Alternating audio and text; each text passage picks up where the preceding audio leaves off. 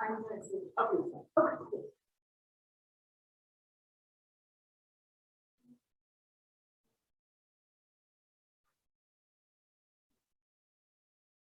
Many years ago, my grandfather passed away from cancer. It wasn't unexpected. The day he died was the opening night in the spring season. I was able to carry on even as I was too bothered. 4 months later, I began having panic attacks and didn't know why. As the opening night of my next show approached, my mom canceled the dots and me realized something else horrible would happen to his family. His grandpa had died on the opening night of my previous show. It was a completely irrational fear, but it was there. I didn't realize how much my mental death had affected. Logically, it was mere thinking. I shouldn't have been thinking that my performance and feedback were connected, but I was. Soon after that, I was diagnosed with anxiety. According to the Anxiety and Depression Association of America, 18.1% of the population is diagnosed with anxiety in the U.S., making it the most common mental illness. That means 1 in 5 people have anxiety. Anxiety, however, is different from simply worrying. Worry can often be calmed by logical thought, whereas when someone has anxiety, practical reasoning does nothing to even stop. If you have anxiety, you'd be concerned about tripping over cracking the sidewalk, even though the sidewalk is very smooth. The anxiety in my brain ignores the fact that there are not very many cracks in the sidewalk. Anxiety disorder is based on how you're living life. The National Institute of Health published a study in 2013. They noted similarities in brain wiring in people with mood disorders, including anxiety, that was different than the general population. They attributed these different wirings to genetics and traumatic experiences. Anxiety is a genetic origin, not something that can never be fixed. Anxiety is something you just have to live with your entire life. Each person's anxiety experiences it in a different way. Some people find anxiety more debilitating than others. Some of the ways anxiety shows up in people's lives include sleep, trouble sleeping, nervousness, sweating, irritability, nausea, and muscle tension. Unlike worry, anxiety is not something you can just turn off. Therefore, you have to figure out how to live your life while still having these thoughts. Educating yourself or working with a professional are both good ways to figure out how to accomplish things while still living with anxiety. I want to share with you 2 of the coping strategies I learned while working with professional therapists.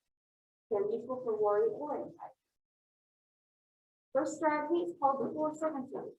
This method is when you breathe in slowly for 4 seconds, hold for 4 seconds, breathe out slowly for 4 seconds, and then wait for 4 seconds to help slow your heart rate, therefore making you more relaxed. So we'll do it together to show up all at least a little bit stressed. Inhale 1, 2, 3, 4. Hold 1, 2, 3, 4. And then breathe out 1, 2, 3, 4. And then wait. 1, 2, 3, 4. Another coping strategy that I use 5, 4, 3, 2, 1.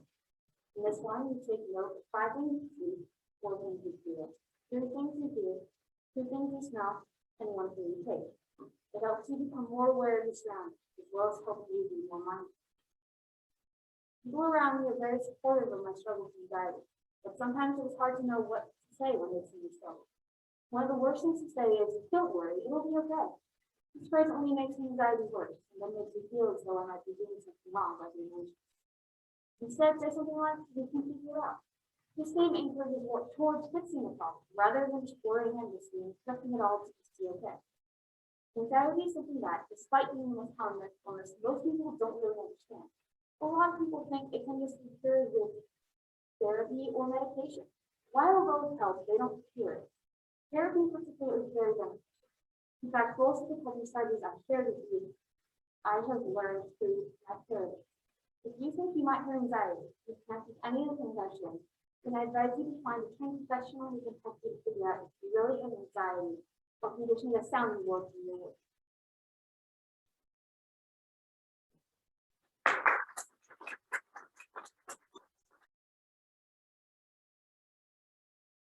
I have to ditch the face mask. It's too hard for me.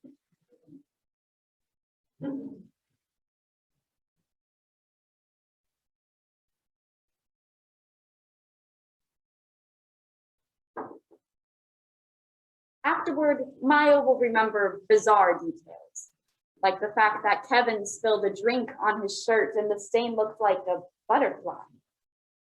No one will want to hear her talk about that. The thing they'll ask about that night is how much she'd had to drink. He puts some music on. She doesn't remember what, just remembers the crackle. In 10 years' time, she will hear the same crackle from a record player in a bar halfway across the world and will be instantly transported back to this place, this moment. She feels the weight of his body on top of hers, and they kiss each other. She'll get these two questions more than anything in her life. Who kissed who? Did you kiss him back? They won't ask about the bottomless terror that will never leave her, about this room with its record player and posters from which she'll never really escape again, and a sense of panic that will be with her forever. He sobs noiselessly beneath his body and screams silently behind his hand. For the perpetrator, rape lasts only a matter of minutes, but for the survivor, it never truly stops. Beartown by Frederick Backman. Did you see the therapist? Anna asked. She says I shouldn't bottle it all up. Has she asked where you see yourself in 10 years' time? The psychologist I saw after Mom left used to love that question. Maya shakes her head. No. Well, what would you have said? Where do you see yourself in 10 years' time? Maya doesn't answer. Anna says nothing more either, and they breathe in time with each other for hours until Anna finally falls asleep. Then Maya creeps out, goes down into the cellar, finds a key, opens a cupboard. She takes the shotgun and heads straight out into the darkness, with an even greater darkness inside of her. When night comes to Beartown, Kevin runs alone along the jogging track, around and around until the pain in his muscles is greater than everything else, until his adrenaline grows stronger than the insecurity, so that rage defeats humility again and again and again. He will think he's imagining it at first, that the shadows are playing tricks on his eyes. He will slow down, wipe the sweat from his face, and only then will he see the girl with a shotgun in her hand and death in her eyes. In 10 years' time, a 25-year-old woman in a big city far away from here will walk across a parking lot outside a shopping center. Before she gets in her car, she will cast a glance across the roof at her husband. He will put the shopping bags in the trunk and laugh when he catches her eye. She'll rest her chin on the car door for a moment, and he'll do the same, and they'll giggle. She'll think to herself that he's all she wants, everything she's ever wished for. He's perfect for her. She's pregnant and happy in 10 years' time. When Maya steps forward into the light, Kevin doesn't have time to escape. When he sees the shotgun, it's too late. She stops 3 yards away from him. The gun held calmly, her breathing even and relaxed.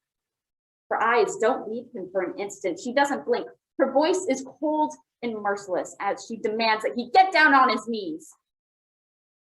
In 10 years' time, in a big city far away from here, a woman will get in her car and hold her husband's hand across the seat. She won't be under any illusions that love is simple. She will have made a lot of mistakes and felt a lot of pain, but she will know that her husband has too. And when he looks at her, he sees her deep down inside of her. And even if he isn't perfect, he is for her.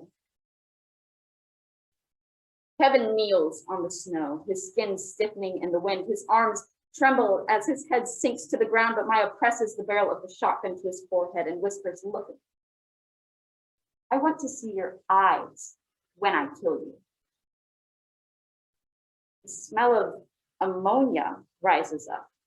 The stain on his gray jogging pants grows until it's covered all of his thighs. He's wet himself in terror. It was a simple plan. She knew Kevin wouldn't be able to sleep tonight, and she hoped he would go out for a run. She was right. She knew where she should hide, when she should step out of the darkness. The shotgun holds 2 cartridges, but the most she would ever need is 1. After tonight, it's all over. He'd been expecting to change her mind, to spare him this moment in spite of everything. She doesn't. When her forefinger pulls the trigger back, his eyes are closed, hers open. In 10 years' time, a man will smile at his pregnant wife, then reverse their car out of a parking lot. When he looks through the side window, he will freeze to ice. Maya will be standing a few yards away with a guitar case in her hand. She will see Kevin in the car and she will stop. And for a few terrible seconds, they will be back in a small town in a forest far away. 10 years before, when the man was a boy on his knees in the snow begging for his life, and she stood over him with a shotgun and pulled the trigger. Kevin falls to the ground. He has time to understand that he is dying. His brain is convinced that it is exploding in blood and snot. His heart stops beating. When it starts again, it beats so hard that it bursts his chest. He's screaming with tears, with an infant's senseless hysteria and panic. Maya is still standing over him. She lowers the shotgun. From her pocket, she takes out the single cartridge and drops it on the snow in front. She crouches down and forces him to look her in the eye as she says, "Now you'll be scared of the dark too, Kevin, for the rest of your life."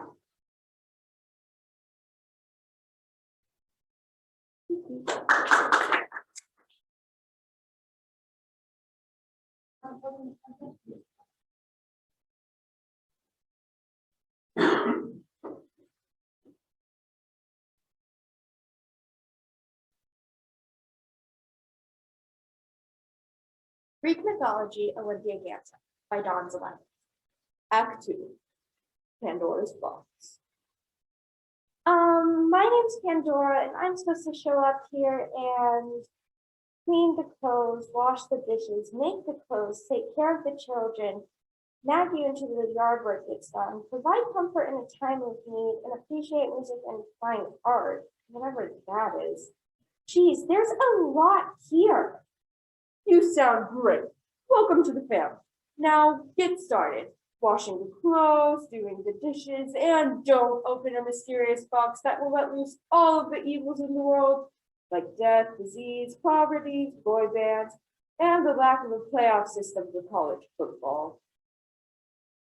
I'm getting pretty offended here. Won't you let me tell a beautiful myth?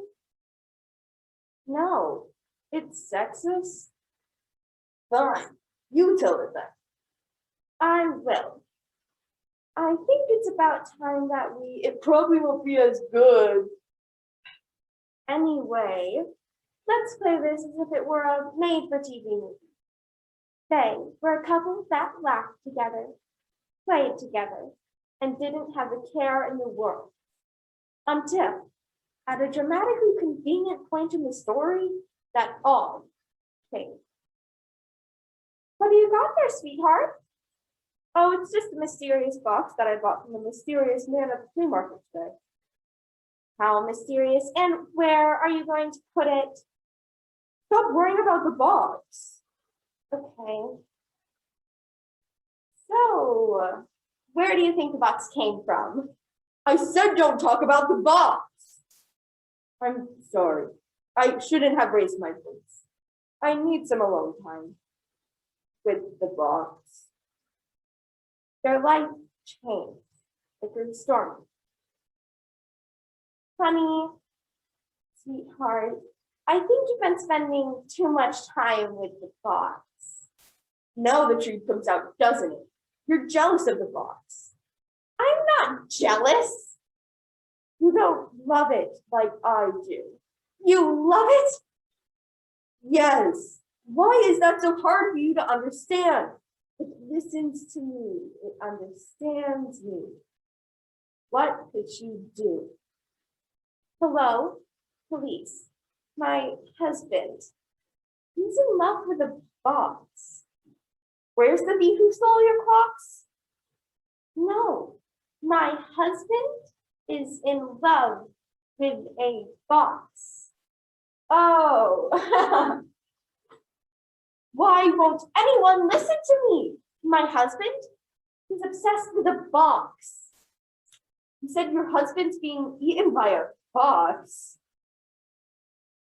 No, my husband is obsessed with a box. Oh.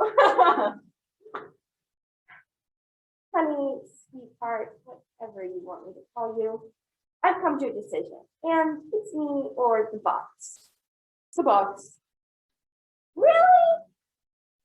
Yes, and the box and I have come to a decision. You need to be killed. One more move, and the box gets it. You wouldn't. Try me. Drop the spatula. I'm not going to be replaced, you got me. Not by someone younger and prettier and made out of wood. I love you, man, and I love this marriage, and this is not coming to stand between us. You're under arrest. Never!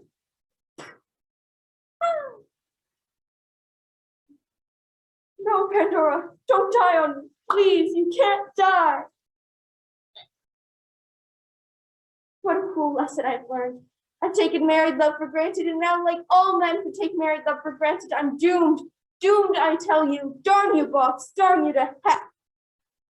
And all the things that are horrible people, like labor pains, migraine headaches, pro wrestling, and the clothes from the 70s emerge. The end.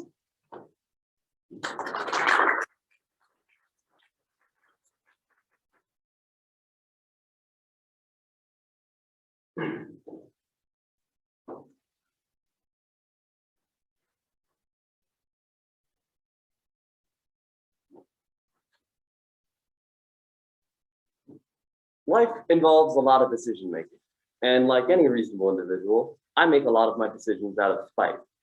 Now, I don't think of spite as some negative emotion or malicious thing. I just find the urge to prove someone wrong a very good way of motivating myself.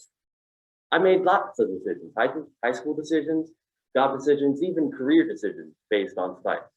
And it's worked out pretty well so far. It does sometimes, very rarely, backfire on me. Take, for example, a project/competition I had in my junior year physics class. For this project, we had to design a catapult that could launch a marshmallow at least 3 meters. It also had to be adjustable for different trajectories. You know, physics. We also got to pick our own partners for this. Hey, Sarah, you want to be partners for this competition? Sure, what did you have in mind? Okay, so if we're going to win this thing, we're going to have to use rubber bands. You see, like this. Well, what if the rubber bands break too easy? What if you use weights instead, like this? Well, I don't think that's going to work too well. I think we're going to have to drop a lot of weight for it to go anyway. If we use rubber bands, it's going to be a lot smaller, a lot simpler, and go a lot farther. Well, I think that if we push the rubber bands too far, they're going to break on us, which will get us disqualified. Well, then we just won't push them that far, and then they won't break. Well, what if we use textbooks or something? Like, we've got a lot of textbooks, and textbooks have a lot of weight. We would have to use a lot of textbooks. Well, we have a lot of textbooks. We could at least test it. Okay, look, I really don't want to test this thing because I don't think it's really worth exploring. No offense. Well, fine. Maybe I could test it on my own. You know what? You bring up a good point. Miss Stormbush, do we need to have projects or partners for this project? Because I think I could do it on my own. And Sarah too thinks that she could do it. Okay, I don't know. And so we did. That weekend, I, out of spite, created my own catapult. And the rubber bands worked better than I had imagined. I was able to add more rubber bands to go even farther, if I even needed to. And I had plenty of time to make the arc of my angle infinitely adjustable. So when Monday rolled around, I was feeling pretty confident in myself. That is, until I saw Sarah's catapult. Sarah had stolen my idea, and her catapult was also using rubber bands. So, you didn't use weights? No, but I did test them, and you were right, I guess, but testing the weight idea really helped my final design. You mean the rubber band design, because that was my idea. Well, just because you had an idea doesn't mean I can't build off of it. Okay, fair enough, but what do you mean by that? Well, I guess you'll see in a little bit. And sure enough, we both easily cleared 3 meters, and after yada, yada, yada, the competition came down to me and Sarah. And the class had to go outside because of how far our marshmallows were going. So I knew if I was gonna win this, I'd have to go all out, all of our bands at the perfect angle. And so we both lined up side by side, pulled our arms back, and then snap. But it wasn't my rubber bands that snapped, no. The arm of the catapult itself broke in two under all the pressure. The rubber bands were too strong. My idea was too good. Unfortunately, I hadn't bothered to make the arm of my catapult very sturdy. So I didn't think I'd need to. But Sarah did. And Sarah's arm did not break. And at that point, it didn't matter whose idea was whose, because I was disqualified.